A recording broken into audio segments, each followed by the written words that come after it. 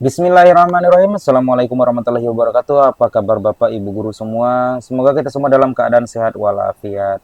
Pada video kali ini kembali saya akan memberikan cara membuat modul ajar kurikulum merdeka pastinya Bapak Ibu sesuai dengan kaidah pembuatan modul ajar ya.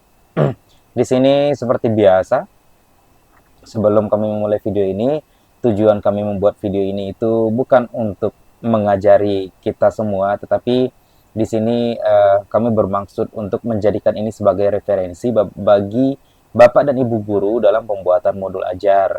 Ya, semoga ini bisa membantu Bapak Ibu guru, terlebih yang sekarang mungkin sedang mengikuti PPG, yang membutuhkan modul ajar, bingung cara membuat modul ajar, caranya seperti apa. Jadi di sini kami jelaskan sedikit caranya seperti apa. Oke ya. Pada modul ajar yang kami buatkan pada kali ini itu adalah untuk kelas 6 fase C Bapak Ibu, mapelnya pendidikan Pancasila. Seperti biasa ini cover ya Bapak Ibu ya. Karena di sini itu kami buatkan itu khusus untuk PPG. Ini juga bisa dimodifikasi menjadi referensi bagi Bapak Ibu yang tidak mengikuti PPG pun juga bisa seperti itu ya. Seperti biasa ini adalah identitas kita Bapak Ibu, kemudian di sini juga identitas lainnya. Kemudian di sini seperti biasa di bagian halaman pertama itu kami biasanya membuatnya itu informasi umum ya. Jadi kami membuatnya itu dalam bentuk tabel Bapak Ibu. Kenapa dalam bentuk tabel? Karena kalau kami buat seperti ini tuh lebih mudah untuk kami pahami seperti itu Bapak Ibu ya. Kalau Bapak Ibu punya versi lainnya boleh ya. Jadi di bagian A-nya itu ada identitas modul ajarnya, berarti di sini kan nama penulis berarti nama kita yang membuatnya, instansi tempat kita mengajar, mata pelajarannya di sini pendidikan Pancasila. Kemudian di sini ada topiknya. Topiknya itu tentang norma hak dan kewajiban. Jenjang SD sederajat kelas 6 fase C. Alokasi waktunya seperti biasa 2 JP 70 menit ya. Kemudian bagian B-nya kompetensi awalnya. Kompetensi awal ini bisa Bapak Ibu dapatkan dari buku pelajarannya, bisa Bapak Ibu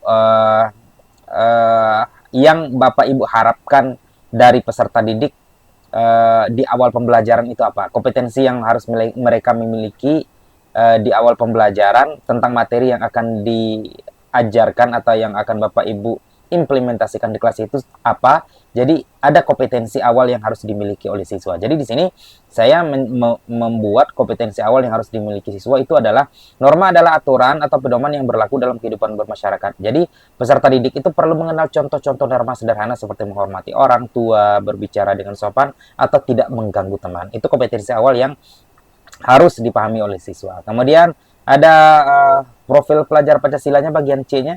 Di sini beriman, bertakwa, gotong royong, mandiri, berpikir kritis dan kreatif ya, seperti biasa. Kemudian bagian D-nya media, alat dan sumber pembelajaran. Di sini medianya saya menggunakan video pembelajaran, alatnya laptop, LCD atau proyektor, kemudian papan tulis ya.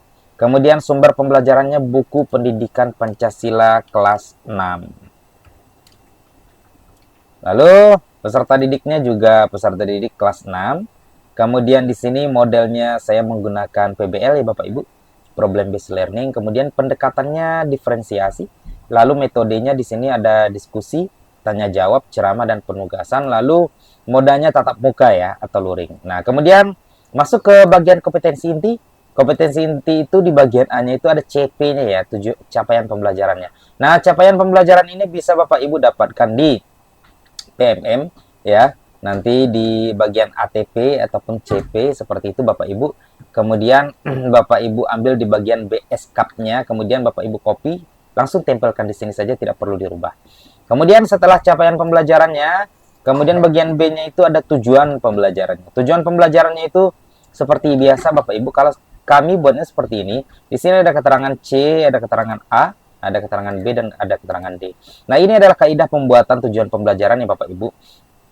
A, B, C, D ini adalah, kalau A itu adalah audience, B itu adalah behavior, C itu adalah condition, D itu adalah degree, seperti itu ya Bapak Ibu.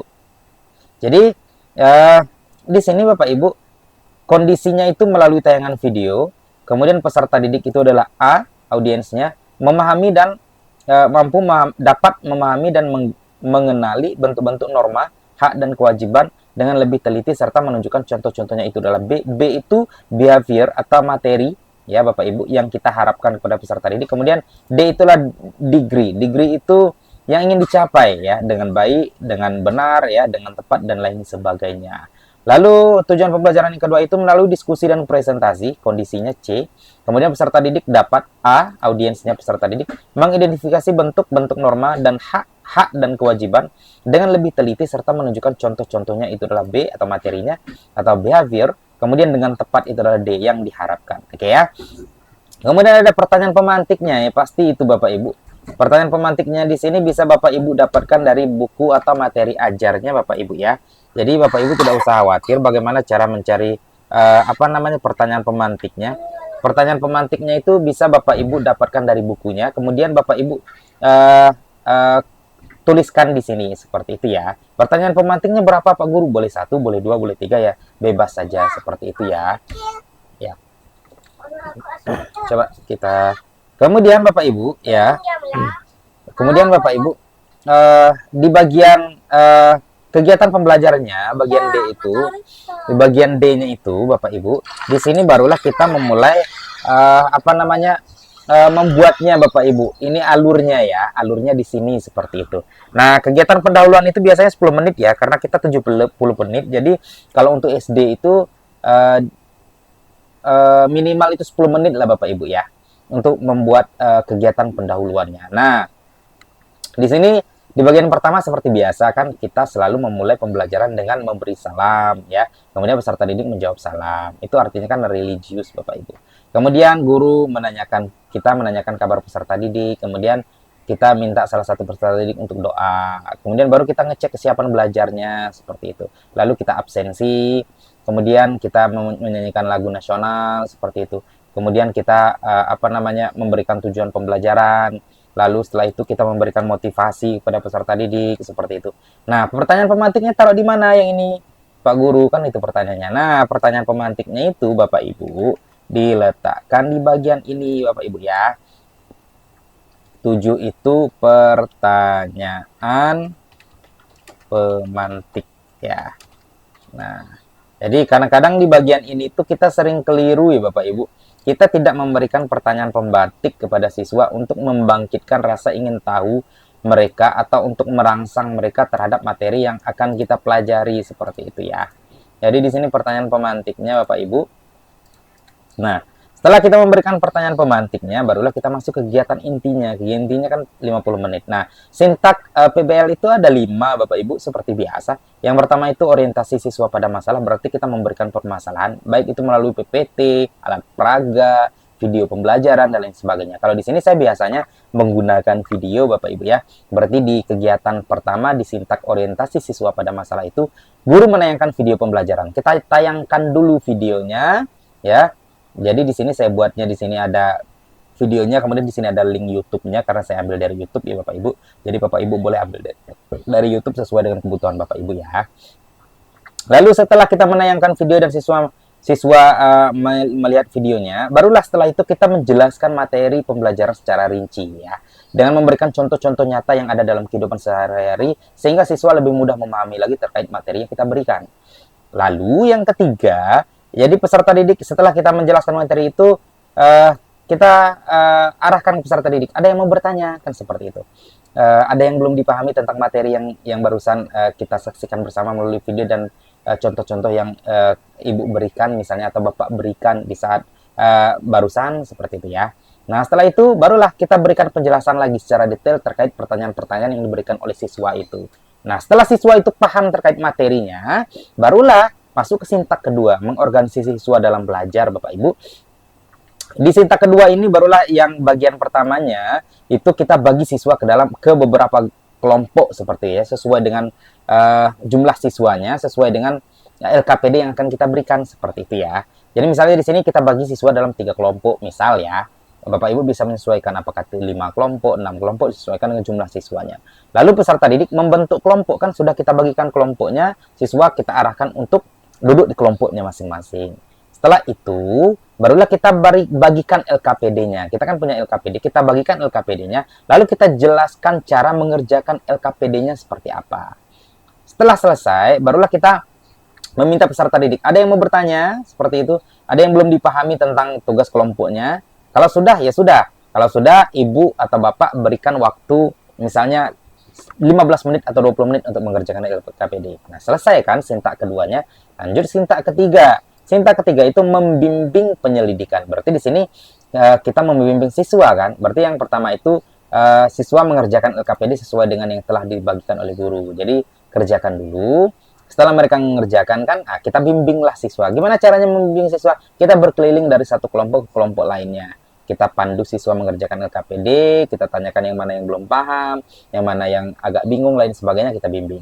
Nah, selesai membimbing di sintak ketiga, barulah sintak keempat, mengembangkan dan menyajikan hasil. Jadi, mereka secara berkelompok itu, jadi sintak keempat bagian pertama. Peserta didik secara berkelompok menyelesaikan tugas LKPD, berarti mereka menyelesaikan dulu ya. Nah, kemudian ada ice breaking-nya di sini. Ice breaking itu sebenarnya mau taruh di mana saja ya bebas ya Bapak Ibu. Kalau saya itu biasanya setelah kerja kelompok sebelum presentasi LKPD dulu seperti itu ya. Kemudian barulah peserta didik menyelesaikan pekerjaan LKPD sesuai dengan waktu yang sudah ditentukan. Lalu peserta didik secara bergantian setiap kelompok menyajikan hasil di depan kelas atau presentasi. Lalu kemudian peserta didik dari kelompok lainnya memberi pertanyaan dan masukan terhadap hasil presentasi kelompok-kelompok itu. Lalu guru memberikan bimbingan selama proses presentasi dan diskusi ya. Lanjut sintak yang terakhir, ini adalah sintak yang kelima ya Bapak Ibu ya. Sintak yang kelima itu menganalisis dan mengevaluasi. Jadi di sini guru memberikan penguatan hasil yang disajikan oleh setiap kelompok. Kita berikanlah pemahaman-pemahaman apa yang belum pas, apa yang sudah pas, apa yang perlu ditambahkan seperti itu ya. Kemudian di sini barulah guru memberikan apresiasi. Jadi kita berikan apresiasi terhadap siswa ya. Boleh tepuk tangan, semangat, lain sebagainya ya bebas ya Bapak Ibu. Kemudian barulah dikumpulkan LKPD-nya. Nah, kemudian asesmennya taruh di mana? Nah, asesmen taruh di sini. Nah, guru membagikan asesmen formatif. Nah, barulah kita memberikan soal evaluasi. Di sini peserta didik mengerjakan dan mengumpulkan hasil soal formatif. Nah, di bagian ini ya Bapak Ibu ya. Nah, selesai dikumpulkan barulah kegiatan penutup 10 menitnya. Di sini guru merefleksikan pembelajaran bersama peserta didik. Nah, refleksikan dulu. Cara merefleksikannya macam-macam Bapak Ibu. Bisa dengan gimana pembelajaran kita hari ini menyenangkan kah atau kurang kurang semangat kah atau semangat kah, itu refleksi namanya. Caranya bermacam-macam ya. Kalau saya biasanya seperti itu. Kemudian sintak yang kegiatan yang penutup yang kedua itu guru bersama peserta didik menyimpulkan pembelajaran. Lalu guru memberitahu materi yang akan dipelajari pada pertemuan selanjutnya. Kemudian berdoa, lalu tutup dengan salam. Selesai. Di sini ada asesmen penilaiannya. Di sini sikap menggunakan rubrik penilaian sikap. Kemudian keterampilan menggunakan rubrik penilaian presentasi, misalnya kan presentasi karya atau presentasi ataupun LKPD. Kemudian di sini pengetahuan tes tertulis. Jadi pengetahuan itu yang ini tadi Bapak Ibu ya, yang bagian asesmen formatif tadi. Oke ya. Kemudian di sini ada remedial dan pengayaan bagian F-nya seperti biasa. Lalu di sini ada refleksi gurunya ya. Kemudian di sini ada tanda tangan kita seperti itu ya, dan tanda tangan kepala sekolah. Nah, biasanya saya Bapak Ibu sebenarnya kita punya teknis masing-masing ya. Kalau saya seperti ini. Setelah membuat modul ajar tentang alur pembelajaran itu, baru di sini saya buat materi ajarnya. Saya buat cover baru lagi Bapak Ibu, supaya mudah untuk saya cek seperti itu. Jadi saya mencarinya mudah seperti itu. Nah, di sini ini saya ambil dari buku Pendidikan Pancasila kelas 6. Kemudian saya taruh di sini seperti itu, saya copy pastikan di sini. Kemudian ini ada lampirannya juga LKPD Bapak Ibu. Ini LKPD-nya LKPD kelompok ya. Nah, di sini saya buatnya seperti ini, seperti itu. Ya, bebas saja sebenarnya.